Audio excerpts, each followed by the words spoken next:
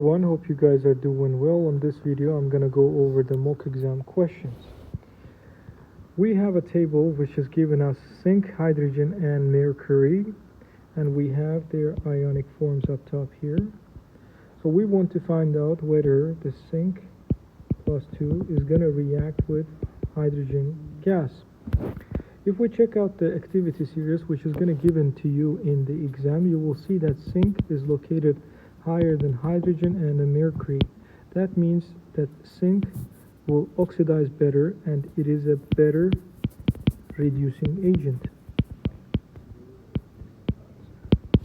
Okay, so because zinc is a better reducing agent, we want to find out whether the hydrogen is gonna reduce the zinc. Because as you can see from here, zinc is located higher. This reaction is not going to happen because hydrogen cannot reduce zinc. But quite opposite of this, where you got zinc and the H+, this reaction will happen because zinc is going to oxidize and hydrogen is going to reduce. So that's why I'm going to give you another version of this. So we know that hydrochloric acid in this form can be example of this reaction, right? Because I know that zinc is gonna oxidize, we will get the product of zinc plus 2, it will make zinc chlor 2, and I will get the product of H2. And if I balance it, it looks like this. That's why this displacement reaction happened, because of reactivity. Now let's check out mercury with hydrogen. Okay, so mercury reacts with H+, or I can just write hydrochloric acid. Because I know that mercury is located below than hydrogen, mercury is not going to be able to make H2 in here and drop it to 0. This reaction is not possible because hydrogen is better reducing agent than mercury.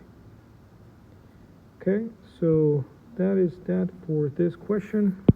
Now in question 2, it says to you, state the cell diagram for the cell. Now in this case, I'm just going to state you cell notation instead of a picture because we have done it many times. As you see, we got the zinc and iron.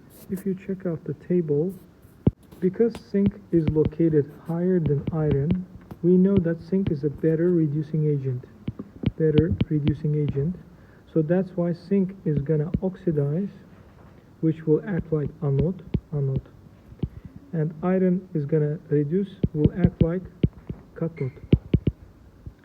And when we write the cell notation, zinc is going to be zinc 0 going into zinc plus 2, salt bridge for 2 lines, and then we go for iron, we go from plus 2 into iron 0. This is going to be our cell notation. Now write the half equations for the reactions occurring at cathode and the anode. So for anode we have zinc going into zinc plus 2 and then 2 electrons. Cathode we have iron plus 2 accepting 2 electrons going into iron. So this is anode and this is cathode. Identify a suitable compound that may be used in a salt bridge. In this case, you can use sodium nitrate. Explain why cation and anion of the salt used in the salt bridge should have approximately the same size and charge. Now this is going a little bit out of the topic, but I'm going to explain why. Because we want the salt bridge, the catons in here, are going to penetrate through the ions, right? Sodium is going to come out this way, and nitrate is going to come out this way. We want them to be the same size, so they will be able to equally come out, and we won't have an imbalance. And the charge is actually has a relation with the size. The more charge you have, the size is going to vary. So we want to have the same charge and size, so they will pass through it easily. The cotton wool is often used as a tip of the salt. It is because inside we have a sodium nitrate solution with the water. We don't want the whole solution to come out and pour down into this half cells. We want it to keep it there. Only ions are going to come out from there. That is the reason of having the cotton wool. Now we are moving on to the next question. This is by far, this seems like the hardest question in here. Let's go into detail for this. So there is a lot to be said in here, but we know that 2.40 grams of a sample is given to us. And we know that C2O4 in our analyte underwent a titration reaction with permanganate. Okay? And the product we have is Mn plus 2 CO2 and a water. So if I write the rough first equation in here, MnO4 negative going into Mn plus 2 and CO2 and a water, we can see which one is oxidized, which one is reduced by finding the oxidation numbers. If you do the calculation, you will find the oxidation number of carbon is 3 in here, while in here it is 4. And here manganese is plus 7. So we can see that clearly carbon got oxidized and manganese got reduced. So it says write the half reaction for the oxidation reaction. We will exactly write as it's given to us, C2 with plus 3 going into C plus 4. Now the first step I'm going to do in here, I'm just going to write this is oxidation. I will multiply the carbon by 2 in here to make the carbons equal. And then I do the charge balance and I will add 2 electrons to the right side. This is my oxidation half reaction. Now, balanced half equation for reduction, we know that it is manganese went from plus 7 into manganese plus 2. That's why I'm going to add 5 electrons into here. And this is my reduction half reaction. But we know that we need to make them equal the number of electrons, so I'm going to multiply this side by 2 and this side by 5, making this equations like this. So I will have here 10 electron, and I will have here 10 electron too.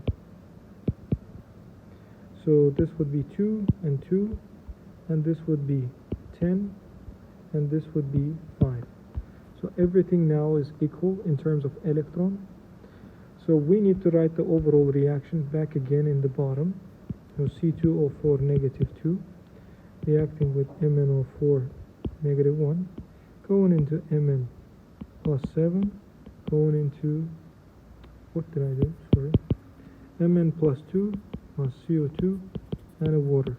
Now let's transfer this coefficients in here.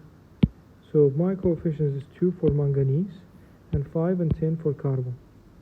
So I will do 5 in here. Let me write with a different color. So this is 5 in here, 10 in here, 2 and 2 in here. So now let's do the charge balance. When I do the charge balance, I see that this is a negative 10, this is a negative 2. Altogether adding up to negative 12. And in here I've got negative 4. So in order to make them equal, I'm going to add 16 hydrogen pluses. In order to make them equal, I will add plus 16 hydrogens, ions to the left. Oh, sorry, this one is a positive 4. Okay, so this one is a positive 4. Now we got to balance out the water, so I'm going to make this side 8 water. So everything is good. So far we're good. Now let's continue find the mole amount of calcium oxalate. Now this one is a two-step process, but before we go, now I'm gonna look at the concentration and the volume of the manganese, permanganate, right?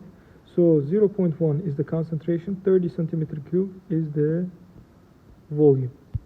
Okay, so if I have the concentration of 0.1 mole divided by decimeter cube, and my volume is 30 centimeter cube, which is 30 divided by 1,000 decimeter cube if you do the conversion.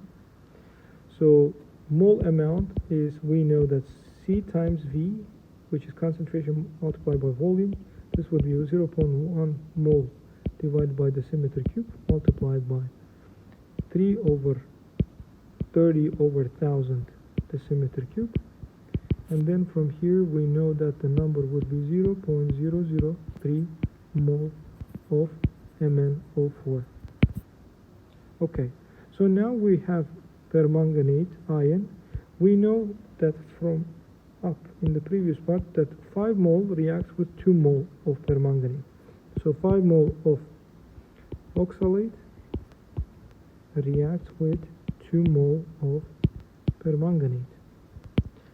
And I found out that the given mole amount is 0.03 mole of permanganate, and this part is going to be X mole of C2O4 negative 2. If I do the cross multiplication, I would get 5 X equals to 5 times this number divided by 2, which gives us 7.5 times 10 to the power of negative 3 mole. And this is the mole amount of oxalate ion. Now you would say that, okay, we found the oxalate ion, but we're asked about the calcium oxalate. Now, before we move on, I just need to tell you that calcium oxalate was given to us inside the stone in the beginning. We dissolved it inside the acid, H plus sulfuric acid, and it broke down into calcium plus 2 and C2O4 negative 2. We didn't know how much was here, but using the titration, we found that this to be 7.5 times 10 to the power of negative 3 mole.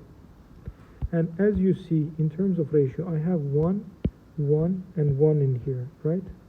They're coefficients. So this is going to be in the same ratio, which is why the calcium oxalate would be 7.5 times 10 to the power of negative 3 mole, the same amount. Now that is the answer for this question.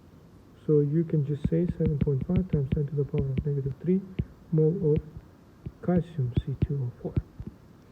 Now in the last step, it was asking us to find the mass percentage of calcium oxalate.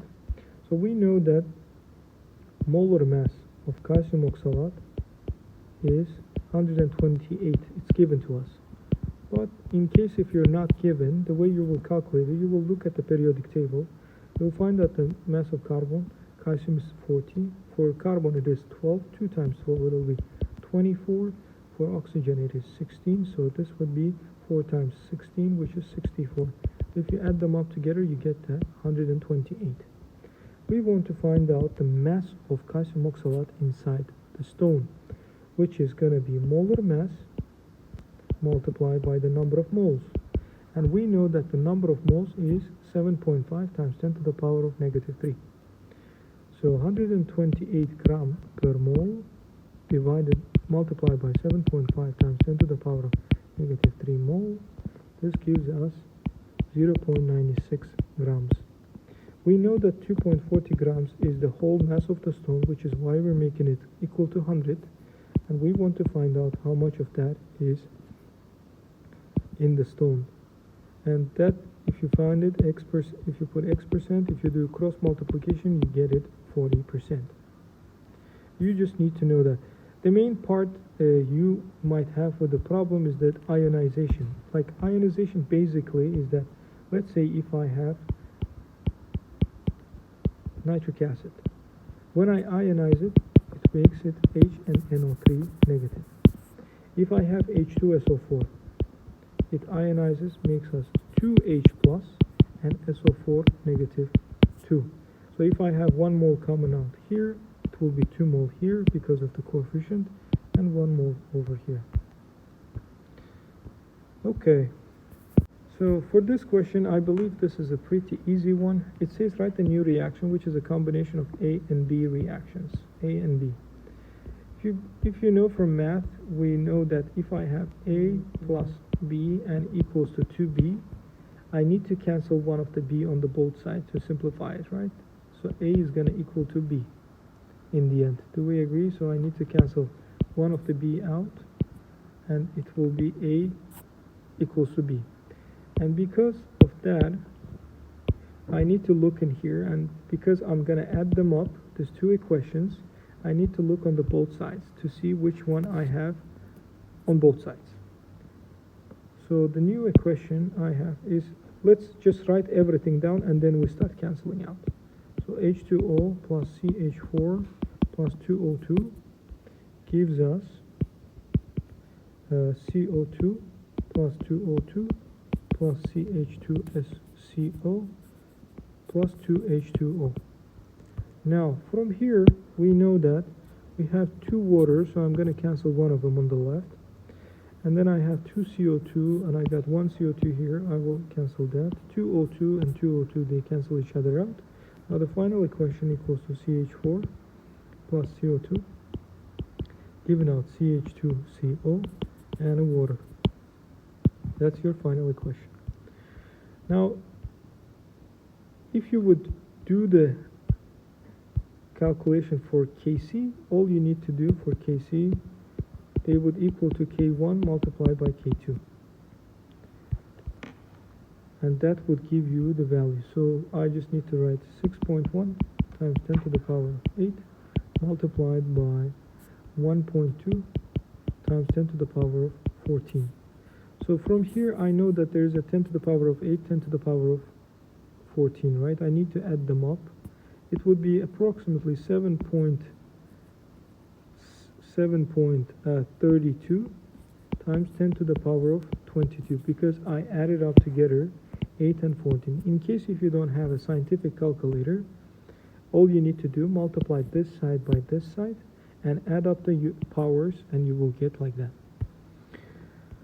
Now interpret that this calculated value tells you about the ratio between reactants and products. So we know that our Kc value is super higher than 1, and our Kc value is products over reactants.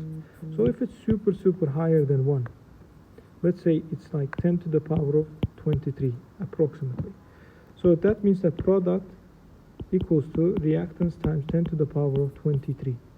That means that product is more than reactants by 10 to the power of 23. So either using words or using the equations, you can show the relation between them. In question 5, here it's asking which one will experience a shift toward the right in the equilibrium position when the volume is decreased. Now this is about the Le Chatelier principle. The volume decreasing means that the pressure has increased. Okay, so our system will try to counteract this motion, because this is a disturbance. So the system try to get back into the equilibrium. It will try to decrease the pressure. So in order to decrease the pressure, you need to go to the side where we have fewer molecules, right? Now let's look into here where they have fewer molecules on the right side. From here I see that I've got 4 moles in here and 2 moles on the right side. As you see right away, we can see that that's going to be the answer A, because we'll move to the fewer gas molecules. In this case I got it will go left because fewer is on the left. In this case it will go again to the left because I have it on the left.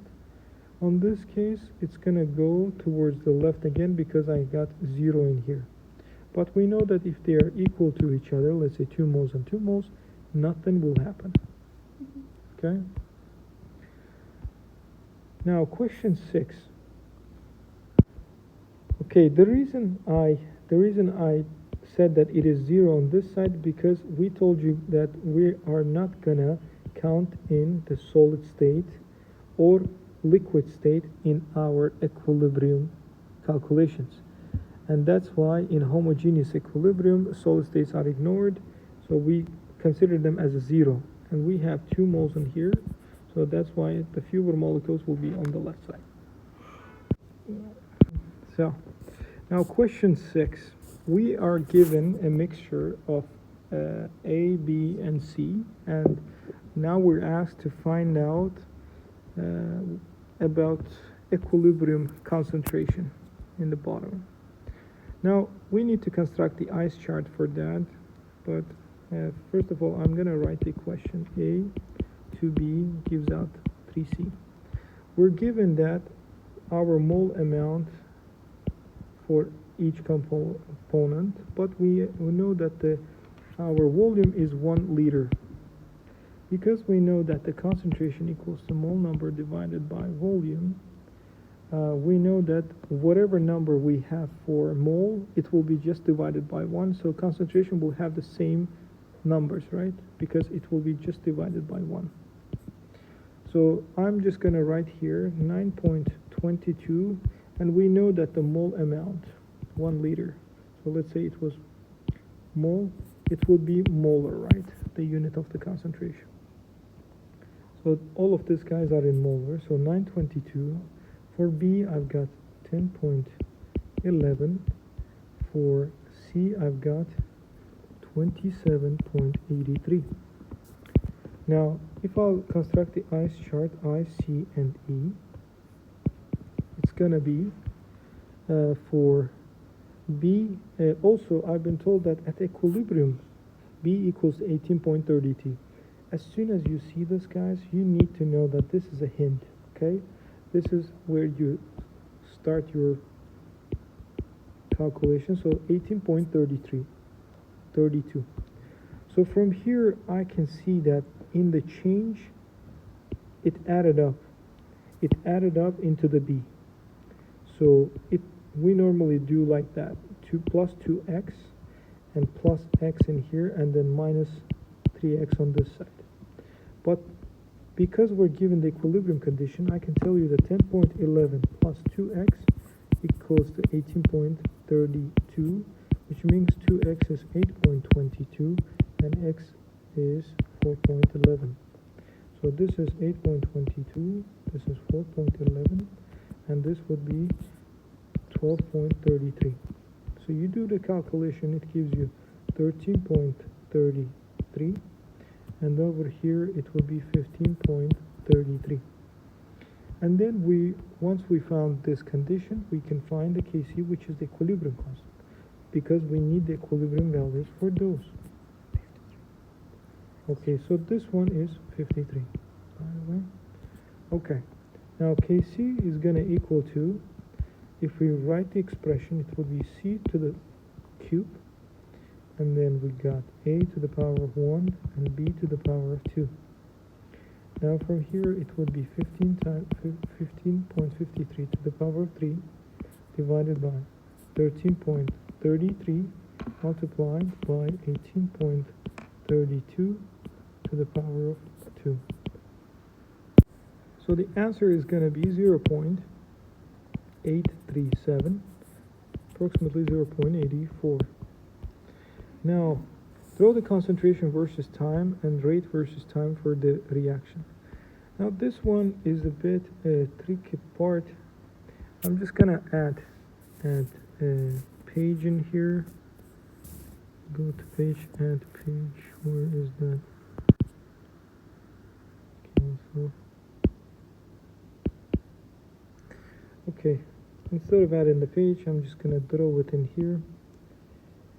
So this is our concentration, and this is the time, right? Now let's look at our values in the beginning.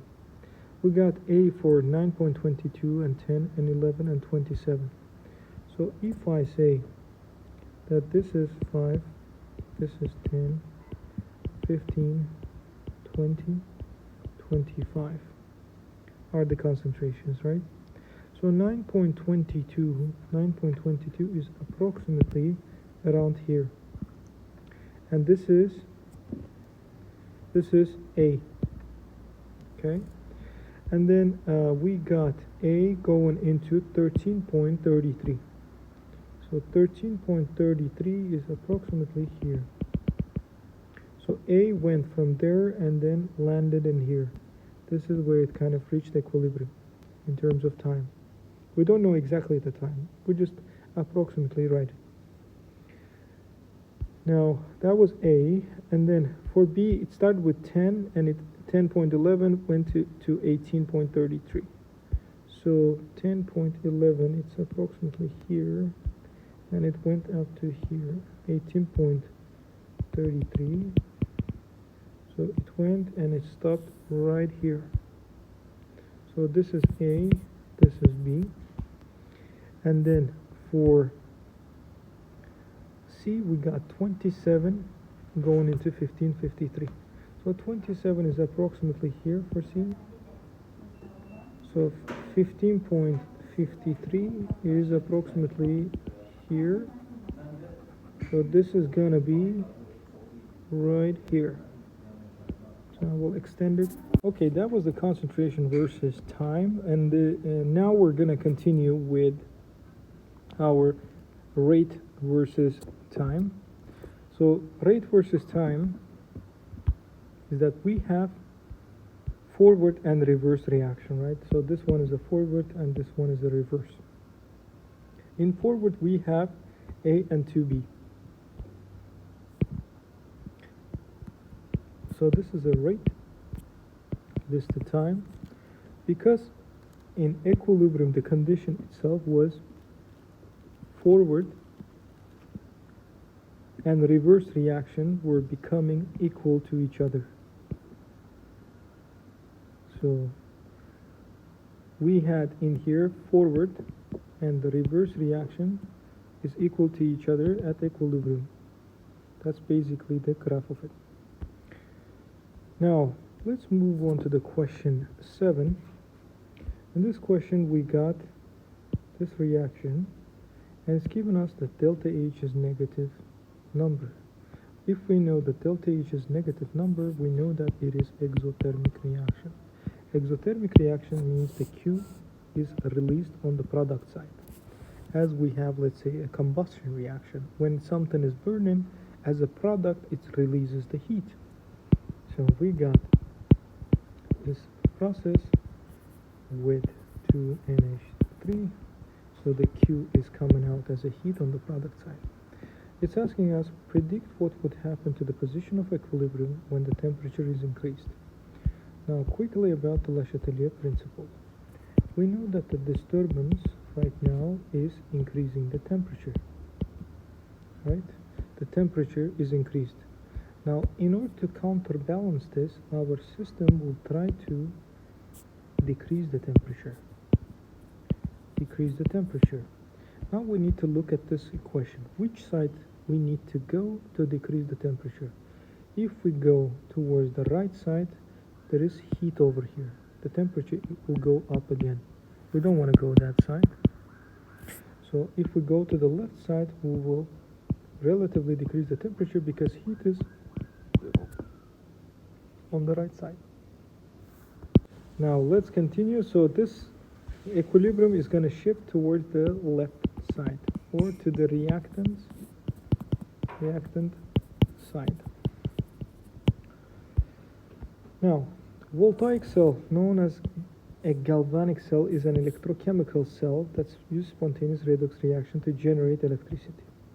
We know that the reaction gotta be spontaneous. That's the main thing. It says draw the label diagram of voltaic cell you could make using iron metal and copper metal. Okay. Iron and the copper. We know that iron is more reactive than copper. That means that iron is stronger or better, stronger reducing agent. If it's a stronger reducing agent, iron will oxidize and will give out electron. And the copper is gonna reduce, which makes copper go to 0, and it will come from 2 plus and absorb the electron. Now we know that oxidation happens at anode and reduction happens at cathode.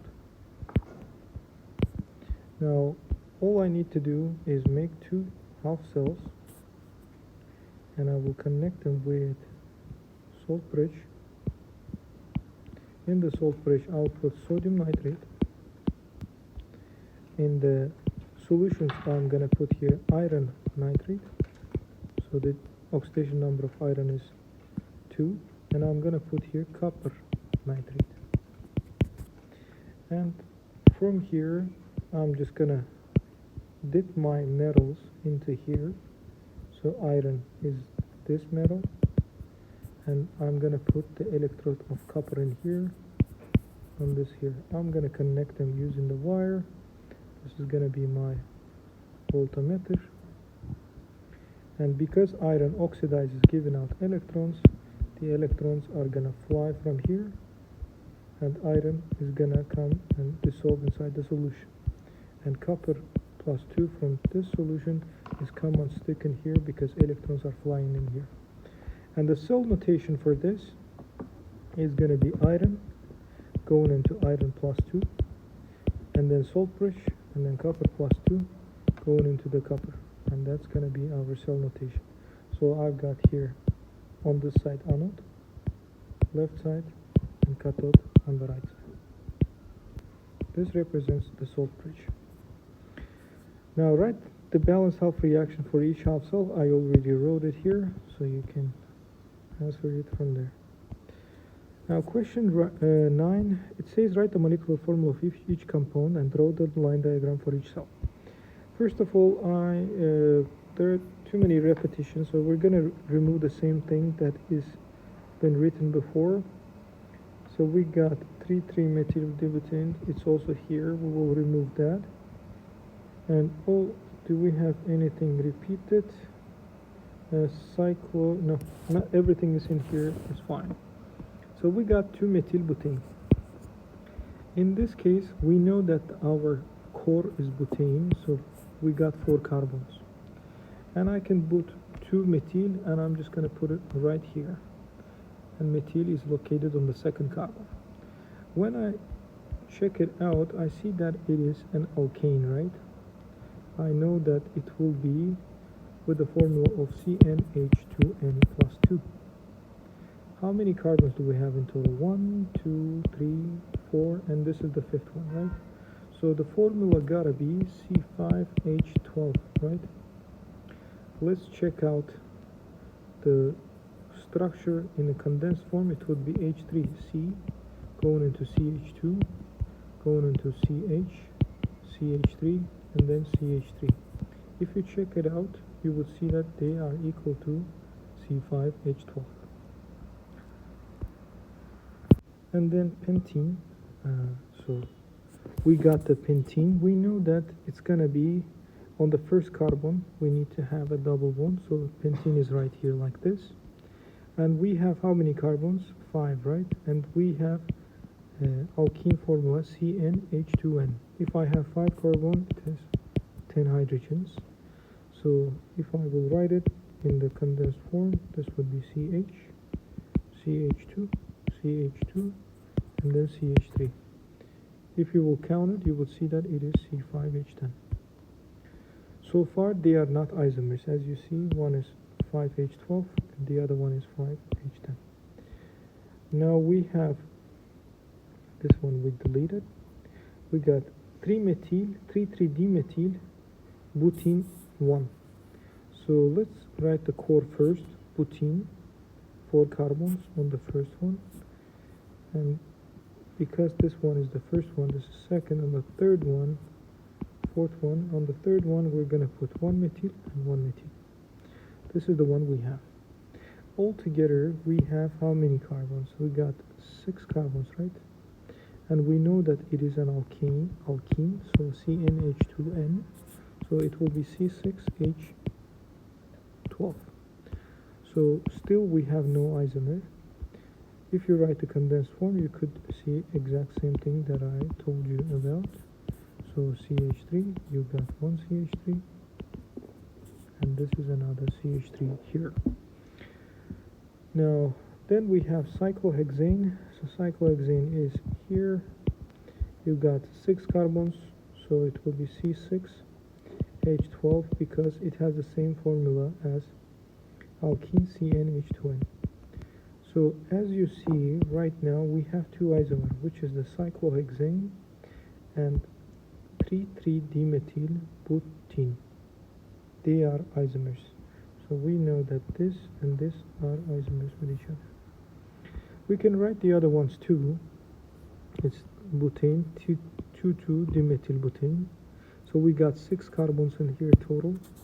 And because this is an alkene with a molecular formula like this, so 6,6H14. And we don't have any C6H14 so far, so we continue. Hexane is alkyne, and we know that their formula is CHH2N minus 2. So hexyne is gonna be C6H10. We don't have any C6H10, and the hexyne is gonna look like this.